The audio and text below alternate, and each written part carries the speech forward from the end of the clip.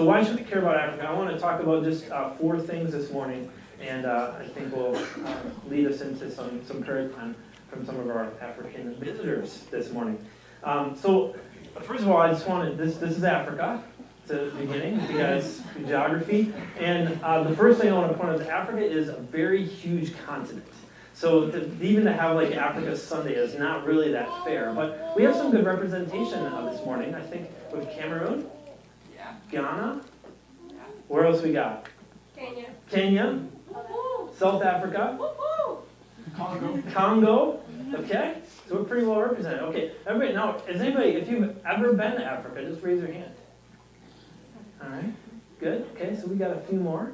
So we've got some representation. Now, so there's Africa. Just recognizing we're not talking. I mean, it's like a large portion of our world is Africa. So just don't get too inflated about what we're talking about. So why should we care about Africa? Africa shows us encouraging historical progress. There is amazing stuff that God has done in the history of Africa. And let me start with this. And, this is not, I didn't come up with this on my own. I got this from, let's see my source. I'll find it. There it is. The Dictionary of African Christian Biography was putting this together, but I think you'd recognize it. So there's kind of just like 4 parts of the church in Africa. You start with the very beginning, the first 3 centuries after Christ. Africa was like the major center of Christianity, thought and activity. So names you might be familiar with. Origen was from Alexandria in Egypt. Tertullian and Augustine were from North Africa. And by the 3rd century, Christians in the Eastern Maghreb were in the majority. And then, much of Christianity in North Africa has disappeared. Islam is now advanced, a major part of North Africa. I'm going to show you another map and a little bit of what that looks like.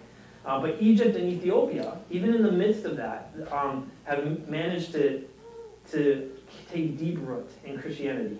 And so we see the Genesis, the beginning part of the church. Secondly, we see the sub-Saharan church. European had a lot of influence in this. So good and bad. So let me just share some of this. The Portuguese introduced a Catholic form of Christianity in the Congo Kingdom in Central Africa between the 16th and 18th centuries. But there wasn't a lot of lasting results from that. At the end of the 18th century, the evangelical revival began to bring to Africa an influx of missionaries whose labors would produce the first fruits of an enduring Christian presence in sub-Saharan Africa. We see that. Now, what came with that also, Western civilization, came this appalling, devastating transatlantic slave trade and the commercial manifest greed that came with it. The foreigners' just appetite for all of Africa's natural resources. So, great, the gospel came in, but there was a lot of garbage that came in too. And so it took a while for it really to sink into Africans' soil and roots. Now there's a lot of people along the way that had a lot to do with that in a good way. But now we get to the 3rd phase, really the passing of the mantle to African leadership. And really, so for the next 200 years, African Christians are struggling against racism and Western spiritual imperialism. You see that in a lot of countries. South Africa, has a long history of that. But the African church was able to mature and establish itself. And missionaries were able to sow the seed and then leave it to indigenous leaders. And so we see a lot of more of that now. Samuel Ajayi Crowther was the first African to be appointed bishop by the Anglican Church. So we see that this is happening. And then the 4th part of that history was the African church sort of seeking its own language and culture. It was planted by Western missionaries. The gospel spread through crooks and nannies. Crooks and crannies. They're still, I need nannies. Crooks and crannies all around. But Africa began to get its own definition of its own culture. We just experienced a little bit of that today. These are not like European hymns that got translated into African. Like there's identifying their own culture, and I think that leads to some good things for us. And so now there's birth of thousands, hundreds of thousands of African-initiated churches initiated by Africa. And I don't want to steal Jensen's thunder, but even Africans coming now to North America as a mission field, they're actually blessing and encouraging us. So now what does, so talking about Africa's history, just a couple, I don't know if you can see those numbers, but just in 100 years, you think about what God did in the continent of Africa. Again, this is to be, I think, to be encouraged by what God has done in Africa. I think we can do that here. So in 1900, just a couple of countries and their percentage of Christianity, if you see they're 1%, lower than 1%, hardly nothing. By 2000, there are super majorities in some of these countries. And we can praise God for that. God can move and work in mighty ways. And so we think about what that does for us. We can be encouraged by what God has done. And here's some other Christian populations, other countries up there. I just threw some names up there. You can see they're really pretty high percentages of Christians in these countries that we can just celebrate and praise God for. And again, I think be encouraged by. So I think we can be encouraged by the history of Africa, but also the current, what God is currently doing in Africa. There just continues to be amazing growth and things happening. Now, the second reason we should care about Africa is because Africa still has great need. And I told you I was going to show you a map before. This is from the Joshua Project. They take all the different people groups, and people groups are different than nations. And these are sort of the status of receiving Christ, of hearing the gospel. And so green, like the dark green would be like predominant Christian, all the way down to the red would be unengaged, unreached. So there's no known churches or just maybe a few independent believers. There is no known missionaries working in those people groups. And you can tell it's very clear when I talk about the history of Africa that the north, is primarily very Islamic, very harsh and hostile to the gospel. And you can almost see like this spiritual battleground. If you, do I have a pointer on this thing? I've never used it. Yeah, look at that. Like you can almost see the spiritual battleground right here where the cultures are clashing. This different spiritual formations are clashing. And there's still a lot of need here. So Africa is about 1.2 billion people, 58 countries, about 3,700 people groups. Sorry, it's small print, but the number of people groups unreached. First of all, the number of people is 340 million people. Over 25% of their population, over 1/4 of the population of Africa is still unreached. So we can celebrate and rejoice in what God has done, but I think, secondly, it should also drive us to prayer, recognizing that there is still more work to be done in Africa. And that let me give you one more. Just a couple of countries up here. You see, even so Nigeria, for example, still would be considered primarily, or the first religion would be Christianity. There's still 544 unreached people groups in the country of Nigeria. The other ones are more examples: Islam, Algeria, and Morocco, almost 100% Islam, almost no known believers. Look at Morocco, 0.2% of professing Christians.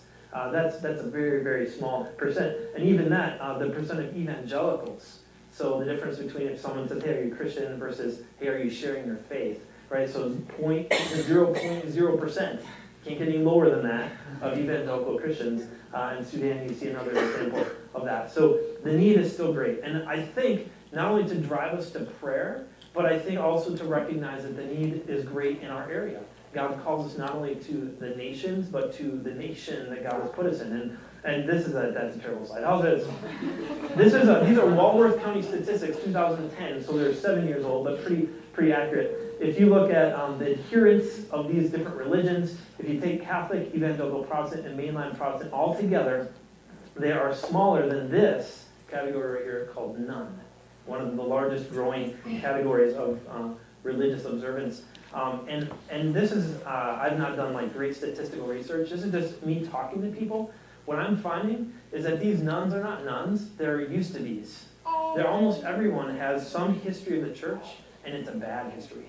It's negative, it's painful. I had just last night, one lady described it to me as, it feels like I've gone through divorce. And so now I'm afraid to date again. I'm afraid to even visit a church. I'm afraid to even think about being with other believers. There's Walworth County, I'm talking about, and I even talk about Jefferson Rock, they're all in our area. Walworth County, there's 57,000 of those people. Now, some of those have never stepped foot in a church. That's true. There's a few. Again, I just make up numbers, so I can't, but there are a few like that. But the majority of people, maybe when they were children, they went to church. Maybe, their parents took them. Maybe they got confirmed in some mainline denomination. Maybe some of them, had a moment, or a friend in college invited them to church and they went for a while. Either they got burnt. Pastors leave, churches split. There's dissension in the ranks, and it just gets ugly and hurtful. And the reality is, there is need for healing in the body of Christ, in particular in our area. And I think these statistics are very well. Now, I'm not even talking, okay, I can just go to any one of these other, Catholics, they get along pretty well, they just do their thing. Evangelical Protestants don't always play that nicely together. Mainline Protestants and evangelical Protestants don't always see on the same page. And the mainline Protestants even have some issues. So even when you break these other ones together, and I don't know why black Protestants get their own category, but they do. And so, how does this work?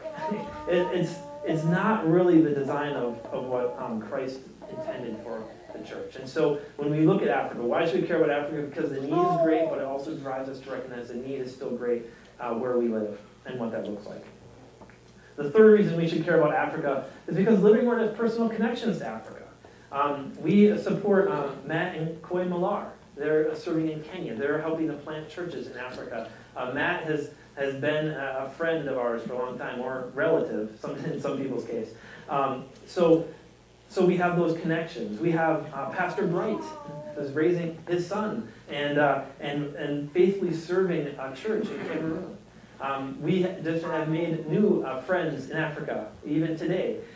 We have personal connections to Africa. And so we should care because we have relationships, and we want to grow those and foster those. And the fourth reason we should care about Africa is because we have a lot we can learn from the African church. And I just want to give you 4 things that we can learn. Again, not my original thoughts, but I think worth sharing. It's still the same. I was going to give you the guy's name, so I give you credit. Don't be accused of slandering. Stephen Liggins, who is an Anglican out of Australia, wrote this article that I found, and he has spent a lot of time in Africa and done a lot of work there. And he's saying there's really 4 things we can learn from Africans. And so my prayer this morning is that would draw us into doing some heart check. Like we started the service this morning, going before the Lord and saying, Lord, where do you need to heal my heart? Where do you need to work in my heart? My prayer is that this would be a part of that experience for us this morning. So what can we learn from Africa? First of all, evangelism. Here's the verse that goes with this. Probably if any of you have done any sort of Bible memory, this is probably one of the verses you memorized for good reason. It says, in your hearts honor or set apart Christ, the Lord, as holy, always being prepared to make a defense to anyone who asks you for a reason for the hope that is in you. Yet do it with gentleness and respect, having a good conscience, so that when you are slandered, those who revile your good behavior in Christ may be put to shame.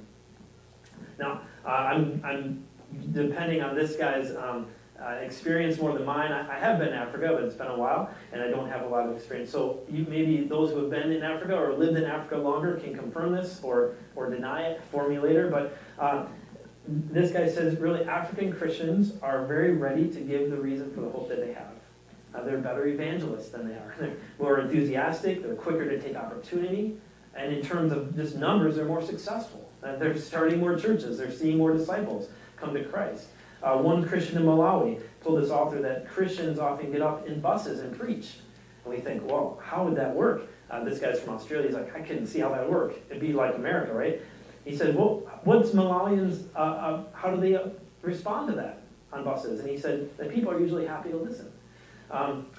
There's often small and large-scale missions. So a standard method, evangelistic method, set up a marketplace, do some singing, do some dancing, someone gets up and gives a gathered talk. A common thing. Now, obviously, there's some cultural things here that make that acceptable, but I'm also talking just about the willingness to do it. Are we willing to do it? One young Kenyan ministry apprentice, he was arrested for failing to wear a seatbelt in a motor vehicle. He was put into police custody for 3 days. And he took the opportunity to evangelize others in the cells, and about 20 came to Jesus. So if you go and get arrested this afternoon, you've got a mission. No excuses. All right? And then God will keep you in there until you do the work. So if you want 3 days or 30 days, That's it.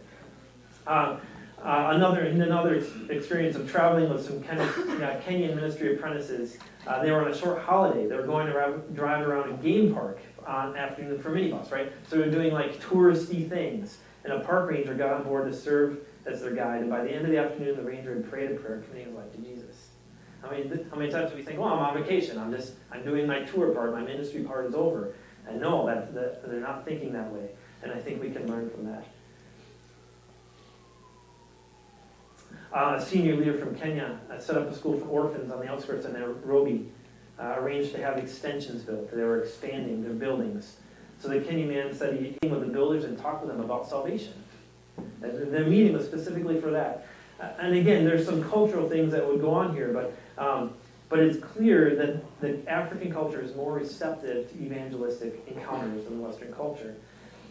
Now, that having said, the African Christians still have to prepare for opportunities and take them when they come. Are we preparing? Are we preparing for evangelism? Someone from Malawi said that most of the time he goes out to evangelize, he goes into prayer and for fasting for 2 or more days.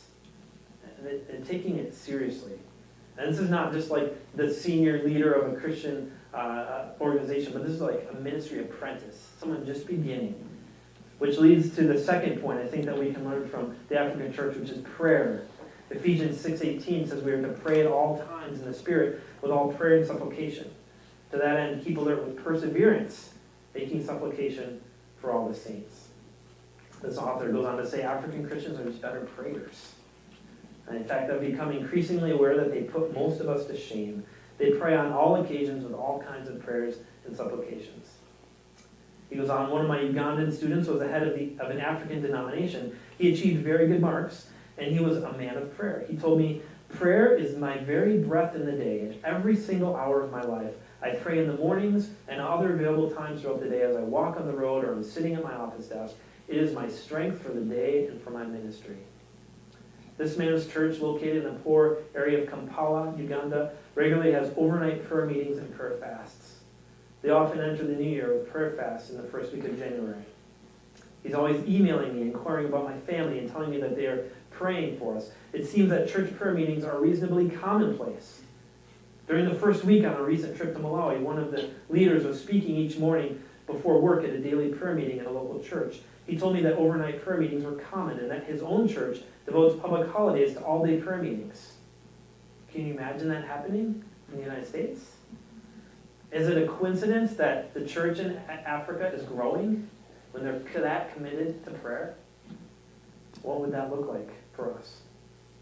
A third area I think we can learn from the African church is the concept of spiritual and social. We have this whole issue, we talk about social gospel and how they're just doing good works for people and not giving the gospel of Jesus Christ. Galatians 6:10 says, so then as we have opportunity, let us do good to everyone, and especially to those who are the household of faith. This author says, a lot of times we tend to want to separate. Are we giving the gospel or are we doing social good? And he said his observation is that in Africa, it's just both. You just meet the needs of people. You're seeking to do good to all people, especially those of the household of faith. You help to run the church in the poorer areas, and you arrange for small loans to assist people to start small business enterprises, and you set up a school for orphans, and it's all part of the gospel. It's not one thing over here and one thing over here. And we like to keep things separate, and I think to our detriment as well. Here's a quote from a denominational leader in Uganda. He said, although spiritual ministry ranks #1 here in Uganda, there is no way we can separate the spiritual needs from the social needs of the people to whom we minister. As a pastor, I am often faced with the need to provide for children's school fees, church Sunday and school expenses, medical bills for sick church members, house rental bills for elderly and some single ladies, and clothing for needy children. The eyes are often on the pastor for any such emergencies. Where do people turn in America when they need help? Do they look to the church? Do they look to the believers? And the fourth area I think we can learn from the African church is hospitality. Romans 12:15 says, contribute to the needs of the saints and seek to show hospitality. This author says, finally, African Christians excel in practicing hospitality. When I first taught in Africa, I stayed behind afterwards for a short holiday. One of the Kenyan leaders offered to put me up in his house with his family. He was also putting up a South African girl at the time. Since there was no spare room, he locked the front door and with the aid of a sheet converted the entrance hall into a small living space with a bed. How big are our houses and how many times we say we don't have room for guests? In the short time I was there, the house was also host to a Congolese evangelist and a couple of South African backpackers. This man recently explained to me that as he grew up, his parents' house always had more than their immediate family members. The same was true for his wife's family. As a result, this had gone on to be the practice of his family.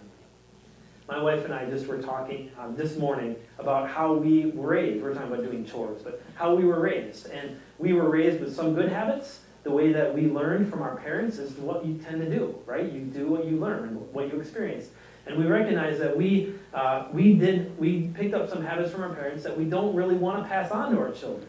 And so I want to relate that to the area of hospitality, that we might recognize that maybe we live in a culture or come from a heritage and family that really didn't practice hospitality. I mean, I don't remember ever having friends over to my house when I was a kid. I always went to my other friend's house. But there comes a point when Christ is calling us to start a new tradition in our family, to start something new. And I think hospitality might be one of those, something that is much lacking in our culture that I think we could learn from. Let me give you this. This is a fun story too. Hospitality goes further in extreme situations. I once traveled, this is the author, down into Rwanda for a couple of days after teaching in Uganda. By arrangement, I was met at the border by a Rwandan Christian. Making general conversation, I asked about his family and how many children he had. His answer was something like, one of my own and 35 others. He was ready to take in whoever was needed to be taught in. So we have much to learn from African Christians. Now, with that said, what would it look like if we were doing these things better? It's not really a matter of competition or comparing one another, but I think it's holding up in light of what Christ's standard is. And I think we can celebrate some cultures that do it well. We can celebrate some things that we do well too. This is not beat up on North America Day. But recognize that there are some great things that we could learn. What would it look like if we were openly sharing our faith in every situation? What could God do with that if we were deeply committed to prayer? If we were meeting social needs everywhere as well as spiritual? And if we were welcoming and inviting people into our lives? Letting them see the Christ in our lives and the Christ in our families. What would that look like? What would it take for these things to happen? And I don't want to simplify it too much, but I do. Because as I was pondering these thoughts this week and thinking about this, what would it take for this to be a reality in our lives, in Living Word Fellowship, in Whitewater, in the United States? What would it take? I think, not to be too simple, but I think it would really take for us to be in love with Jesus more than anything else. If we loved Jesus more than anything else, the fruit of all this would just come out. The last thing I want us to do is be like, just to kind of feel guilty. Like, man, we kind of suck as Christians. Those Africans are so awesome. That doesn't get us anywhere.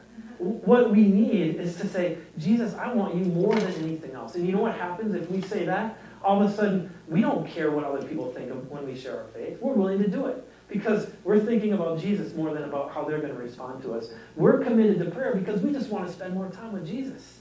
We're not thinking about, well, if I pray 4 hours and I'll get 4 converts and good things will happen. No, we just want to spend time with our best friend.